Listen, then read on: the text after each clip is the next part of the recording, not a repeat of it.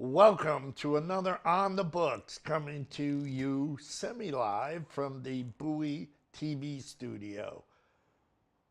I'm very excited, and I'd like to thank all the people who participated. On the Books has been named the best news show in Bowie.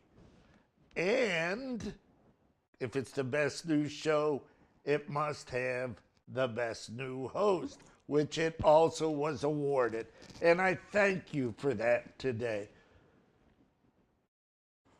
Today, I'm here with Paulette Wood, a local Bowie author.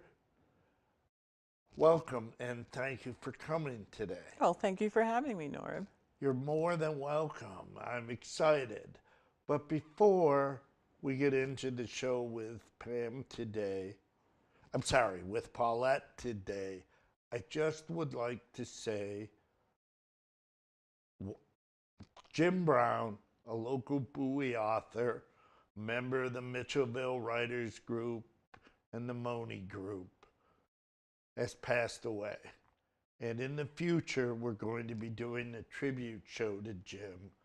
But I just wanted you to know that Jim has passed away. Now, Paulette, whenever I think of Jim, I think of Pam, who's the head of the Bowie Writers Group. And so I apologize for that little mistake. Jim was a very nice man. But you're a writer.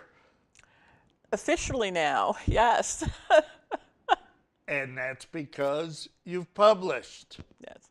And this is your book, The Noble Anthony and His Lady Cleopatra.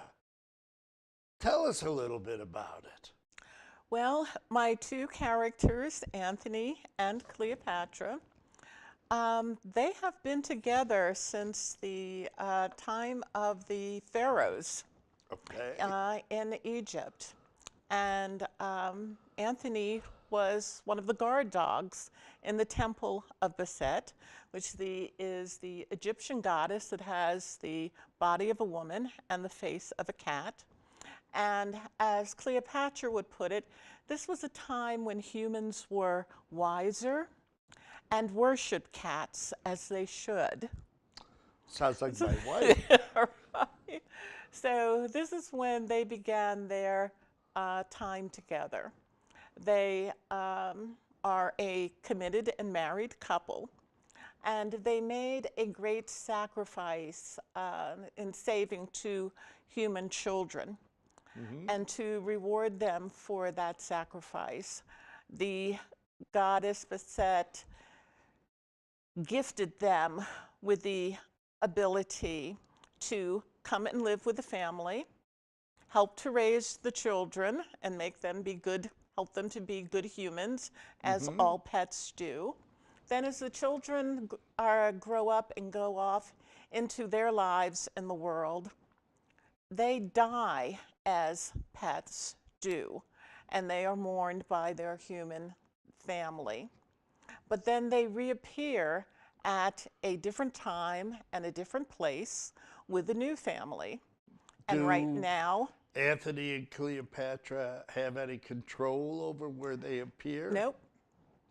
They just are there. And right now, they find themselves at the beginning of the book waiting outside of the Bowie Animal Shelter.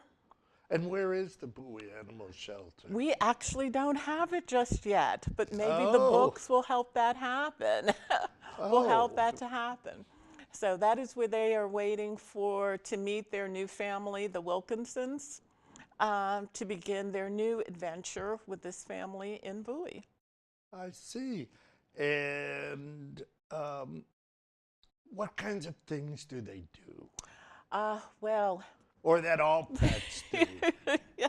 Some things that all pets do, but some things are kind of different because, well, Cleopatra is rather different and rather special. Mm-hmm. But like Anthony is devoted to all children.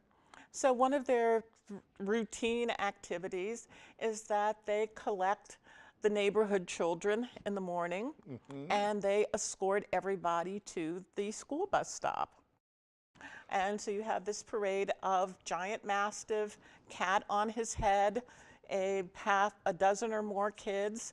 They go off to the bus stop. Anthony and Cleopatra see everyone on safely in the morning, and then they're waiting for them again When in they the arrive afternoon, home from and school. they escort everyone safely home. And so we don't need all these, what do you call HIV, HUVs sitting around waiting for the kids to come No, home from Anthony school. is there to protect everyone. And Anthony also knows if one of the children is missing.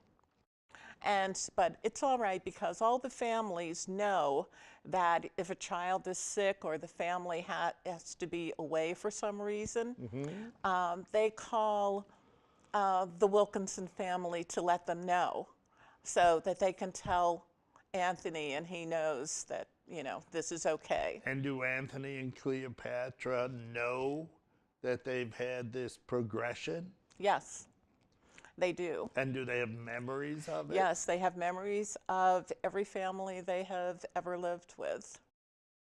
And so it makes, as an author, it makes it kind of exciting because in future books, I can have them placed any place I want to. So have you actually created a progression for them through history or not? Not a formal list, but definitely had some ideas that maybe one of my favorites that I've been working on is maybe they were with Lincoln at the time of the Civil War. That was not only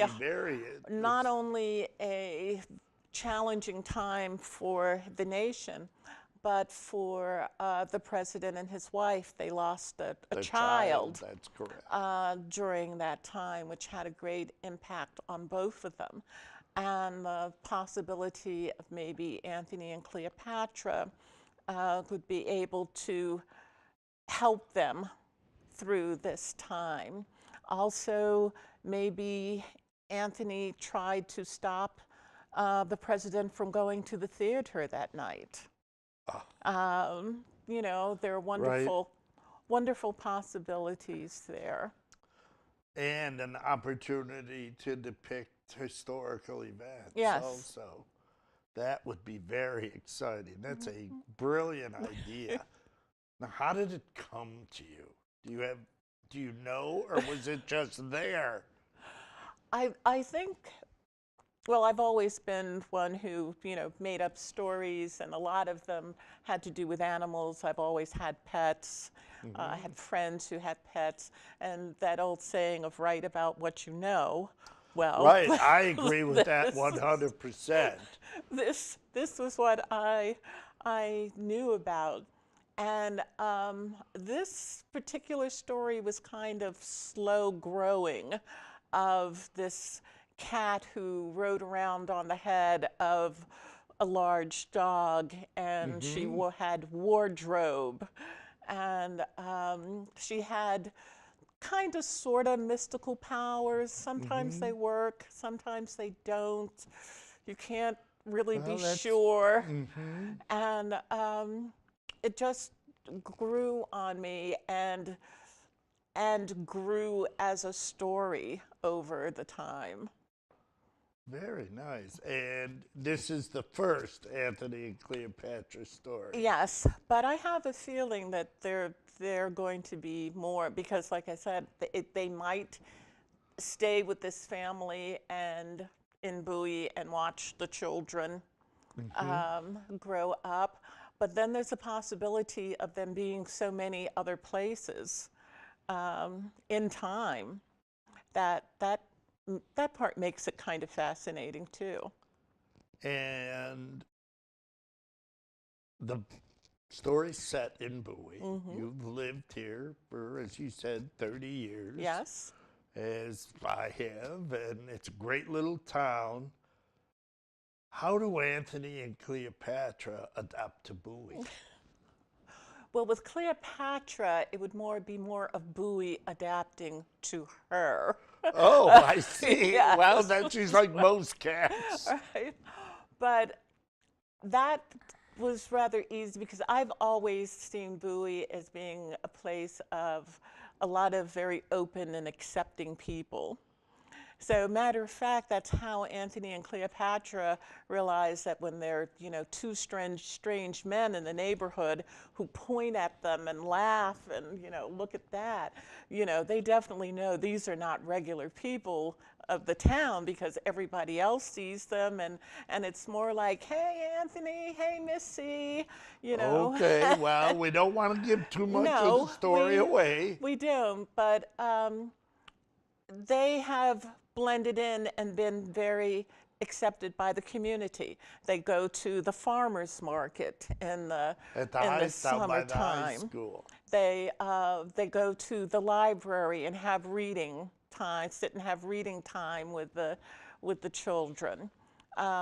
There's a couple of churches that have outside services in the summertime. They attend those. So they are very... Spend time at the town center. Yeah, they're a very visible part of the community. Well, that's a very nice idea. So now, this idea, did you tell oral stories ever? Yes. I have bored my family and friends with the story of Antony and Cleopatra for some time, and many people, and my husband being number one on that list, kept saying, you need to write this down, you need to share this, these stories. So what was the impetus? It's one of my favorite themes. Where did the impetus come to write this? Not just tell it, but write it. Turning 70 did it. No. Right. So last August, I turned 70. I had that now or never moment. And I had had false starts before, let myself get distracted by various things over the years. But the big 7-0. Well, I'm approaching. I'm not quite there yet. Was it? So what is your process? What's the first thing you did that was important to the change and actually doing it? I sat down and actually kind of wrote a list of the characters as I saw them at the beginning. And there were characters that were added along the way. And I kind of also wrote a little biography for each of those characters so that I would know them.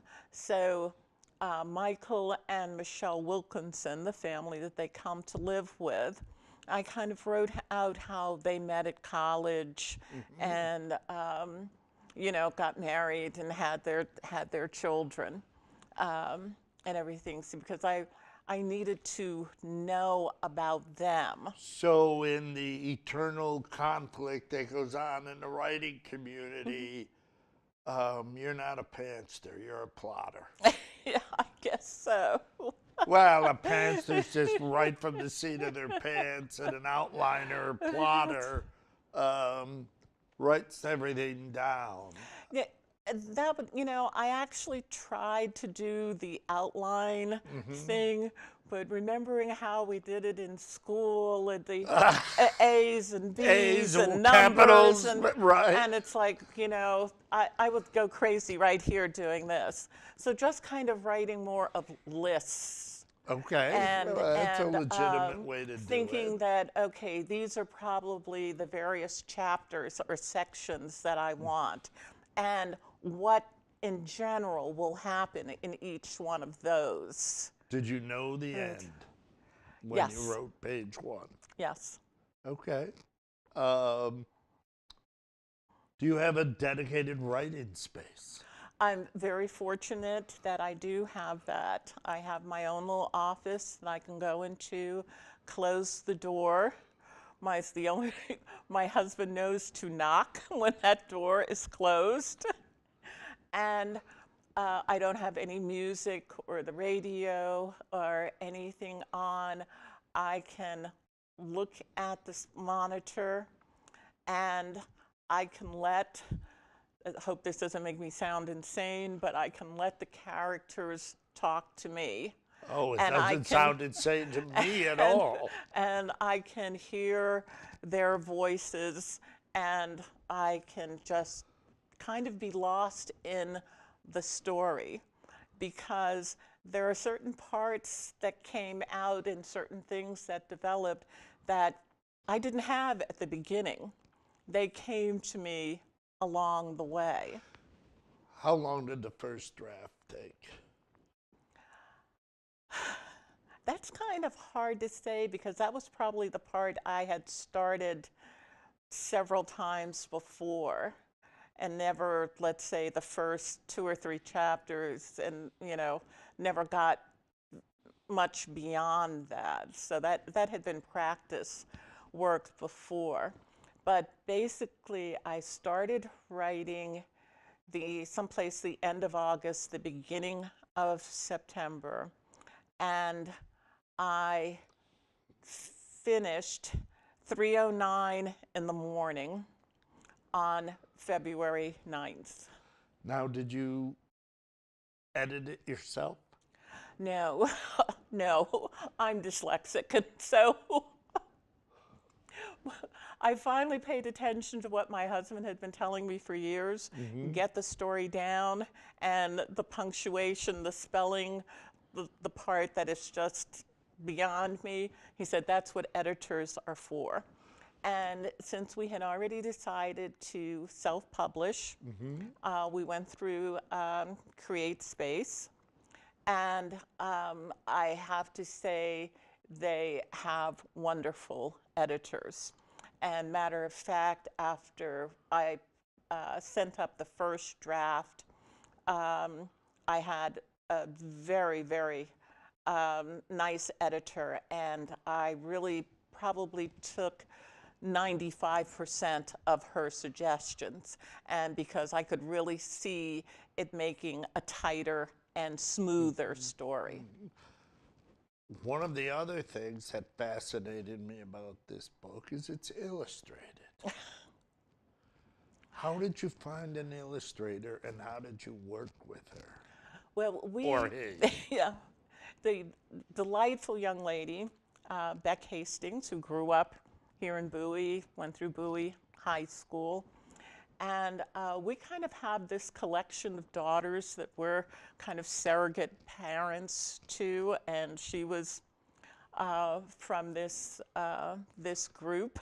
So you and George are sort of Anthony and Cleopatra almost. Yeah, we just kind of, yes, collect other people's kids and share them. And take care of them and help them. Yes, but not in a creepy way. No, no. Oh, please. I didn't mean to imply that at all. But it has been a joy. I mean, we just really see these young women who range in age from 15 to 44. Wow. And we really see them as our family. I understand. I've been a school teacher for almost 40 years now. And so Becca is an absolutely amazing artist. I had told her the stories just in times that we were together. And so when I told her I was ready to start writing and I asked if she would be my illustrator, she was very happy, because she said she already knew the stories and loved the characters. And all I did was give her pictures of mastiffs, English mastiffs, Abyssinian cats, and some Egyptian wardrobe. And she did the rest. She put everything else together herself. I really enjoy the illustrations. But you mentioned something. You're dyslexic. Yes. Dyslexic people aren't supposed to be able to write. Well, bumblebees aren't supposed to be able to fly either. That's but true. They managed to make it happen. And I wasn't diagnosed until I was a freshman in college. Really? So I had fumbled through, like many people of my generation, fumbled through elementary school, high school, with reading and writing always being a challenge.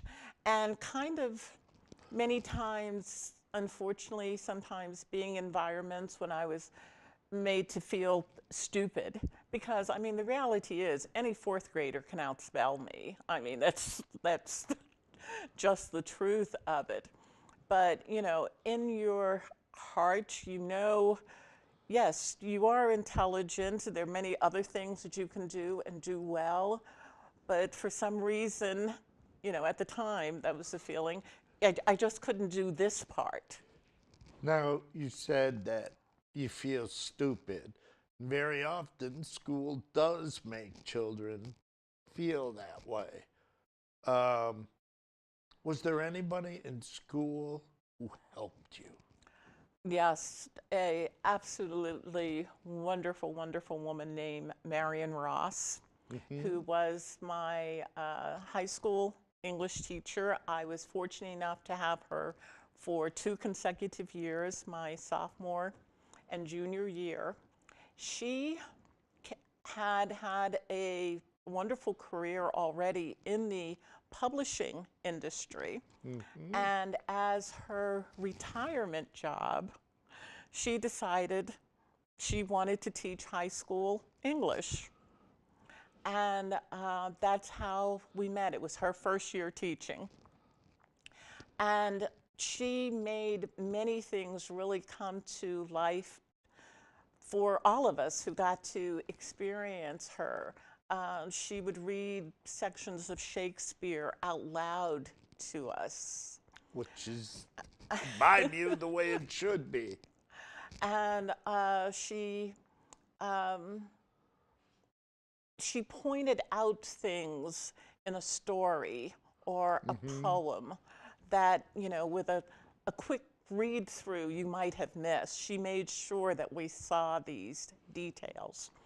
And she was the one who said to me of my storytelling, not so much the writing, but in the telling of the story, that she said, you know, I think you might have something here. It's pretty, almost her exact words. And that is what helped me through this difficult time to feel, okay, maybe it was okay. Yes, I couldn't spell all the words, but I still had the story. I could make up the story and present that. And for her, that's what she looked at, the way I worded and told the story. And as George said, there are editors Yes. for all the. And then the modern word processor, which you did not have back then, fixes a whole lot of things. That has helped considerably, but I have to tell you, Norm, we have also had some very funny moments with that, with spell check, because many, you know, you put in something, it's not spelled correctly, you get that nice little red line. Right. All right, you hit your little spell check, and many times you get a list of options. I can't always tell the right one. So there have been a few times when I have not chosen correctly. And if you're, you know, writing a paper or something, organism and orgasm are not the same. I know exactly. I've read a lot of student papers over the years, and that's all true. Yeah, they are not interchangeable. I spend a lot of time with my students trying so hard to not make them feel stupid. what do you have to say to those kids who are out there? And they're out there. They don't think they can write because they can't spell, or they don't, their syntax is wrong. I am going to say that, and many English teachers will probably hate me for saying this. So they but already hate me. I'm going to say, it's not that anybody can be a writer, but the actual writing part is not the, I feel now, it's the storytelling part. All right, all the writers that I've admired, one of my favorite writers is Stephen King. One of the reasons I like his work is that he builds such tension. And he will say in chapter 1, he'll say one little sentence that really doesn't seem to make much sense right then. But in chapter 6, he has carried that thought through. I agree with you. I think Stephen King is a magnificent writer, way beyond, a popular genre writer. And another, Gene Shepherd, who wrote the favorite, A Christmas Story. Okay. All right, with the family. He had a radio program for years. And when my family lived in New York and later when we moved to New Jersey, I would listen to his program almost every Saturday as he told these same stories. Some of his book, one of his books, In God We Trust, All Others Pay Cash,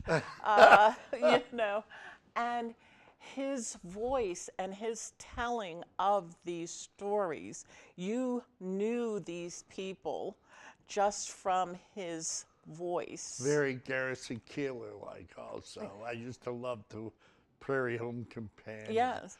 And matter of fact, when I remember in trying to, reading one of his books, his writing in the book was very different from him telling of the story on the radio. Right.